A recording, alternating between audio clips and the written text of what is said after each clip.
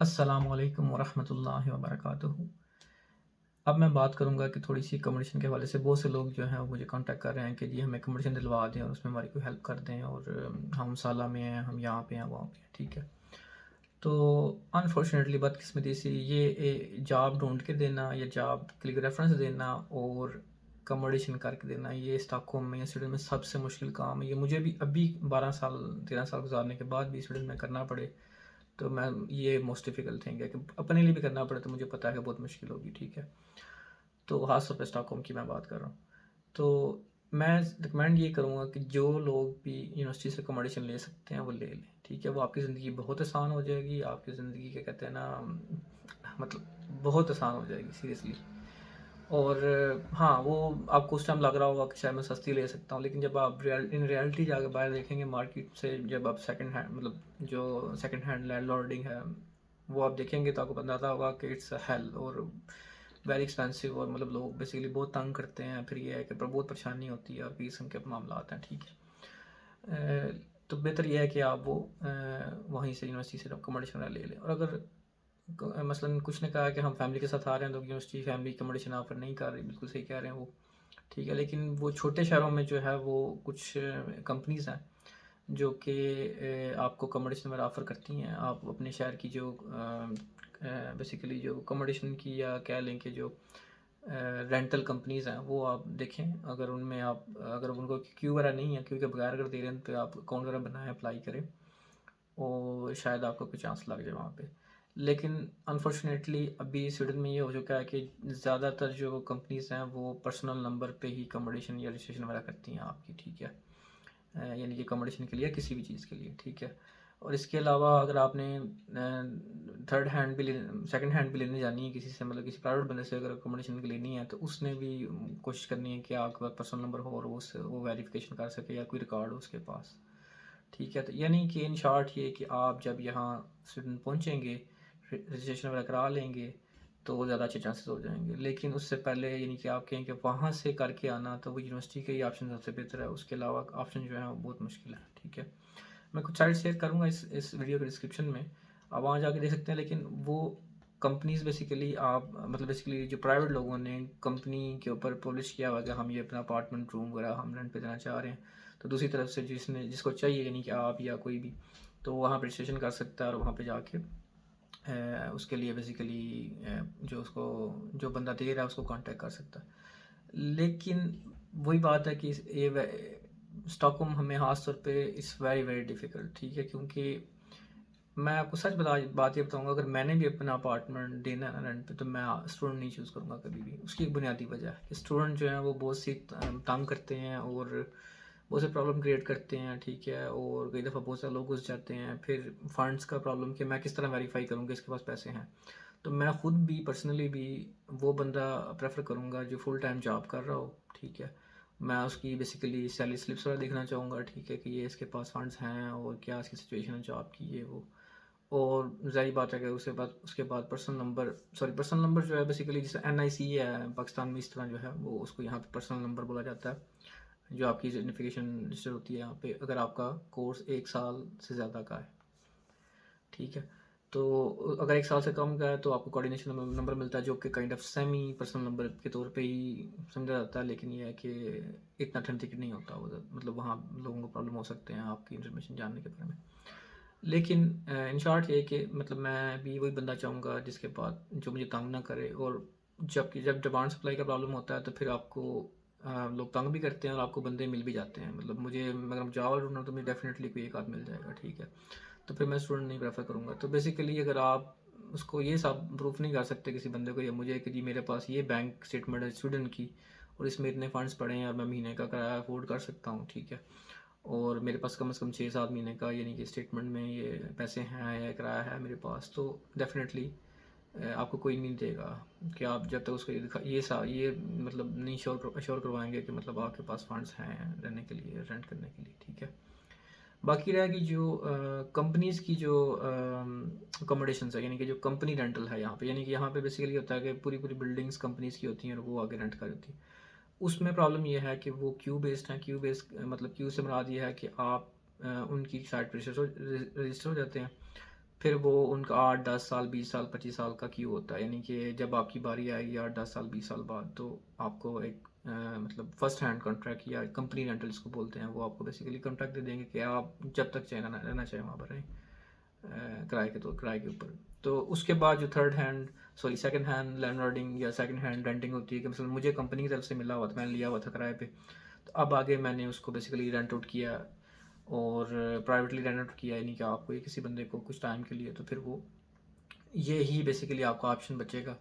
लेकिन फिर वही बात है कि ये बहुत मुश्किल ऑप्शन है, मैं आपको साइड देता हूँ, लेकिन वो अब जो सिस्टम ना बहुत ऑटोमाइज़ कर दिया हुआ है, यानी कि पर्सनल नंबर से वेरिफिकेशन कर लेते हैं आपकी बैंक आईडी के ज़रिए कि वाकई ये बंदा जेन्युइन है या कोई फ्रॉड तो नहीं है, जो भी है ठीक है। इसके अलावा आपकी बहुत सी और चीज़ें भी वेरीफाई हो सकती हैं, लेकिन चूँकि आप नए आएंगे स्टूडेंट में, तो आपके पास मतलब आप अभी उन साइटों से, ये जो साइट मैं बता रहा हूँ, मतलब चांसेस ज़रा कम हैं कि आपको मतलब कोई वहीं से बैठ के दे दे कि जी हाँ ठीक है। लेकिन मतलब आपको यानी कि आके अपार्टमेंट देखना पड़ेगा, और आप यानी पहले यहाँ पे हों या आपका कोई बंदा आपकी बिहाफ पे ये काम करे बेसिकली, ठीक है। और जो एक और ज़रूरी बात ये कि जो अकोमोडेशन के मामले में स्टूडेंट में बहुत सारे स्कैम हो रहे हैं, ठीक है। आप इसे बच करें, किसी को भी एडवांस में पैसे ना दें, और अगर कंपनी के थ्रू रेंटल हो रहा है तो वो उसको प्रेफर करें, क्योंकि कंपनीज यूजुअली जो है वो रिस्पॉन्सिबिलिटी लेती हैं कि मसलन वो जो मैं साइट्स दे रहा हूँ, अगर उनमें से किसी से आपका कांटेक्ट होता है तो आप उस बंदा आपको शायद वो कोशिश करे कि जी आप बारों बार ये प्राइवेटली यानी कि कॉन्ट्रैक्ट लिखने की कोशिश करें हमारे साथ, और हमें पहले पैसे भेज दें, और ये अब हम कॉन्ट्रैक्ट भेज देंगे, चाबी बाद में आगे ले लीजिएगा। तो चांसेस हैं कि वो आपको स्कैम करेगा, ठीक है। यानी कि अगर आप कंपनी को पैसे जमा कराएंगे तो वो कंपनी इसकी ज़िम्मेदार बनेगी और वो पैसे आपके कहीं नहीं जाएंगे, ठीक है। लेकिन अगर आप डायरेक्टली किसी प्राइवेट बंदे को दे दिए तो पैसे आपके जो हैं वो मतलब बेसिकली चांसेस हैं कि वो बंदा आपको दोनों भी लगा जाए, ठीक है। क्योंकि स्टूडेंट में ये होता है कंपनीज काफ़ी रिस्पॉन्सिबल होती हैं, और अगर आपके पैसे किसी मद में उन्होंने काटे हैं लिए हैं, तो अगर वो आप मतलब वो चीज़ नहीं रियल में बन सकी, मतलब डील नहीं हो सकी, तो आपके पैसे आपके रिजर्व डाउन के पास वो आपको वापस रिफ़ंड कर दिए जाएंगे। जैसे कुछ लोगों को प्रॉब्लम आ रहा था फीस में, इमिग्रेशन की साइट के ऊपर कि जी हमारी फ़ीस कट गई है और हमें कंफर्मेशन नहीं आई, तो वो आप याद रखिएगा वो पैसे आपके कहीं नहीं जाएंगे। वो इमिग्रेशन ने किसी कंपनी के थ्रू जो भी पैसे काटे हैं आपके, वो पैसे उनके पास रिजर्व्ड हैं। वो जो ही देखेंगे कि ये ट्रांजैक्शन गो थ्रू नहीं हो सकी फुली, उसको रिवर्ट करेंगे और रिफ़ंड कर देंगे पैसे आपको, ठीक है। जब तक कि कंफर्मेशन नहीं हो जाती, कि जब तक आपको कंफर्मेशन नहीं भेज देते कि हाँ बंदे को हमने फ़ी की कंफर्मेशन सेंड, सारा कुछ यानी प्रोसेस जिनका होता है पूरा हो गया। तो इसीलिए मैं कह रहा हूँ कि आप कंपनी के थ्रू देखने की कोशिश करें। और अभी आप जब वो देखेंगे साइट्स, तो आपको अंदाज़ा हो जाएगा कि क्या प्राइसेस चल रही हैं कमरे की या अपार्टमेंट की, और फिर आपके कहते हैं ना कानों से धुआं भी निकलेगा और आंखें भी थोड़ी सी खुलेंगी। जो मैं कह रहा था कि मतलब स्टॉकहोम और साला की बात कर रहा हूँ मैं, तो कि मतलब जो मैं आपको पिछली एक वीडियो में बता चुका हूँ कि can you afford your fee during the study, और ख़र्चा क्या होगा, तो आपको भी अंदाज़ा होना शुरू हो जाएगा आहिस्ता आहिस्ता, इसी से एक्चुअली अंदाज़ा होना शुरू हो जाएगा आपको। तो बेसिकली मतलब ये है कि मैं साइट शेयर तो कर रहा हूँ, और इसके अलावा हम टिप्स ये हैं कि आप ये जो फेसबुक ग्रुप्स हैं, Pakistani community living in Sweden, इस तरह के और बहुत सारे हैं, ठीक है। ये पाकिस्तानी स्टूडेंट्स के जो हैं उनमें से आप चेक करते रहें, लोग पब्लिश करते हैं, एडवर्टाइजमेंट वगैरह करते हैं कि भाई हम ये रेंट पे दे रहे हैं, आप उनसे कांटेक्ट करें।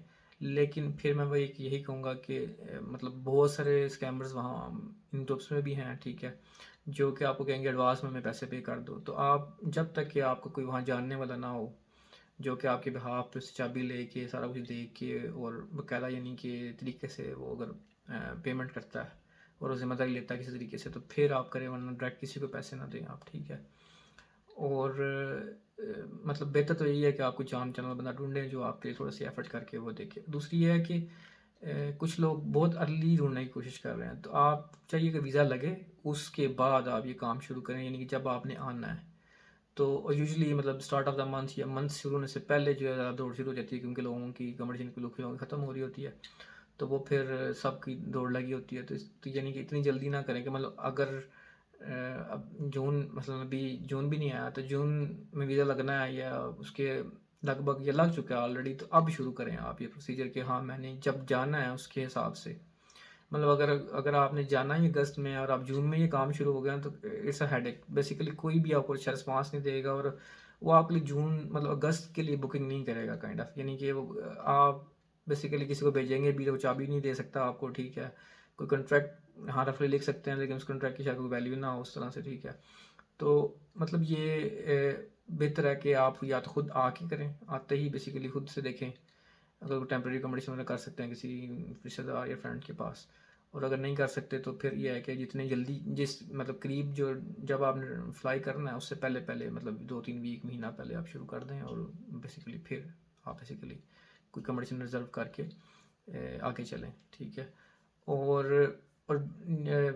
इस हाईली अनरिकमेंडेड कि भाई आपने कुछ बुक नहीं किया और मुँह उठा के आप आ गए हैं, ठीक है। स्वीडन एक ऐसा मुल्क है जहाँ पे आप पार्क में नहीं सो सकते, आप कहीं गली बाजार कुछ में नहीं सो सकते, ठीक है। यहाँ पे पुलिस आके आपको ले जाएगी, ठीक है, और पूछेगी भाई हाँ बोलो जरा की चक्कर है, ठीक है। तो ये याद रखिएगा, अगर आपको इस तरह का उल्टा सीधा प्लान बना रहे हैं कि चलो अकोमोडेशन नहीं करते, जाके देखेंगे, वो लैंड करेंगे, जाके एयरपोर्ट पे सो जाएंगे, इधर कर लेंगे वो कर लेंगे, तो ये मैं बता दूं कि मतलब बेसिकली हाँ वाट लग जाएगी आपकी। तो इस तरह के बिल्कुल सोचिएगा भी मत। और हाँ किसी दोस्त फ्रेंड रिश्तेदार से हाँ रिक्वेस्ट कर लें कि मैं आपको कुछ पे कर दूंगा रेंट वगैरह पार्ट टाइम या जो भी है, तो आप मुझे कुछ दिनों के अरेंज कर लें। अगर नहीं भी होती है आपकी तो कोई कोई ना कोई बंदोबस्त करके आएँ। अगर नहीं हो सकती मतलब किसी भी सूरत, तो एयरबीएनबी का ऑप्शन आपके पास मौजूद है कि आप वो कोई एयरबीएनबी बुक कर लें। फिर अगेन यहाँ पे कंपनी आती है, तो मैं ये रिकमेंड करूँगा कि एयरबीएनबी जब बुकिंग करेंगे तो उनकी ज़िम्मेदारी है आपके पैसे वसूल करना, आगे से आपकी जो भी वो जो एयरबीएनबी वाला बनता है उससे बेसिकली किस तरह से आपका कॉन्टैक्ट होगा, चीज़ें सारी हैं। क्योंकि उन्होंने बंदे वेरिफिकेशन करके रजिस्टर किए होते हैं, तो चांसेस ये हैं कि आपको मतलब कोई दो नंबरी उस तरह से नहीं होगी, ठीक है। तो ये ऑप्शन हो सकता है कि एयरबीएनबी आप बुक कर लें, जो कि थोड़ा सस्ता पड़े और थोड़ा सा कोई देखिए उस टाइम में शुरू में अगर आपने आना है तो देखें कि मतलब दूर भी हो जाए, बस सस्ता हो, ठीक है। यानी कि आप सस्ता और टिकाऊ हो कि आपका काम चल जाए बेसिकली, और उतनी देर में फिर आप जो है अकोमोडेशन ढूंढना शुरू कर दें। तो ये एक ऑप्शन हो सकता है, ठीक है। और ये काफ़ी एक्चुअली अच्छा ऑप्शन है एयरबीएनबी। अगर मजबूरन अब आपको कोई ऑप्शन अभी नहीं मिल रहा तो आप ये करके उसमें आ जाएं, मतलब फ्लाई करें, उधर आएँ, उधर कुछ ऐसा रह कि उसके बाद जो है वो आगे आप अकोमोडेशन नहीं ढूंढना शुरू कर दें। लेकिन सबसे आसान ऑप्शन मैं बताऊँगा यूनिवर्सिटी वाला है, ठीक है। और वो अगर आप अवेल कर सकते हैं तो वो करें, आपकी ज़िंदगी बहुत आसान रहेगी, बहुत सस्ती रहेगी, बहुत खुशहाल रहेगी, ठीक है। और मतलब फिर आप कहेंगे कि वाकई बंदे ने सही मशवरा दिया था, ठीक है।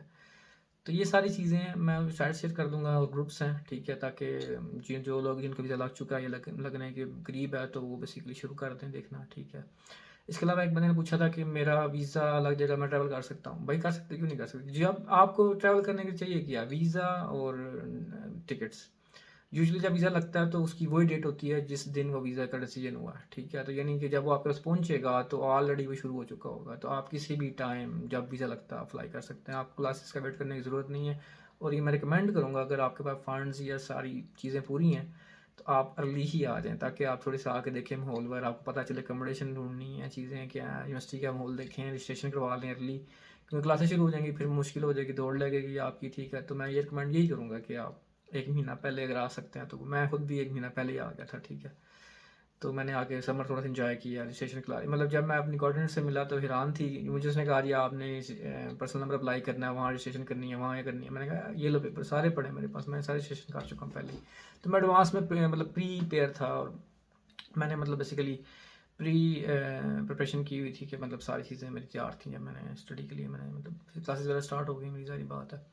और फिर ज़रा घूम फिर भी लेता है बंदा, ठीक है। तो इस तरह की सारी चीज़ें, बाकी बंदे को अंदाज़ा होता है चीज़ों का। तो आप जॉब भी इस टाइम ट्राई करें, अगर मिलती है तो जॉब कर लेंगे महीना, ठीक है। तो इसमें भी कोई हर्ज नहीं है। तो ये सारी चीज़ें हैं जो आपको बेसिकली समझने की ज़रूरत है। वीडियो लंबी होती जा रही है। मैं आपके लिए दुआ कहूँ कि जो लोग भी सुना रहे हैं उनका रास्ता आसान हो, और दुआ में याद रखिएगा। और प्लीज़ जो वीडियोज़ हैं इनको शेयर कीजिएगा, ताकि जो लोग सवाल पूछ रहे हैं, जिनको मुख्तलिफ़ किस्म की जो प्रॉब्लम्स हैं उनको जवाब मिल सके। अल्लाह आपका हामी व नासिर हो। अल्लाह हाफ़िज़।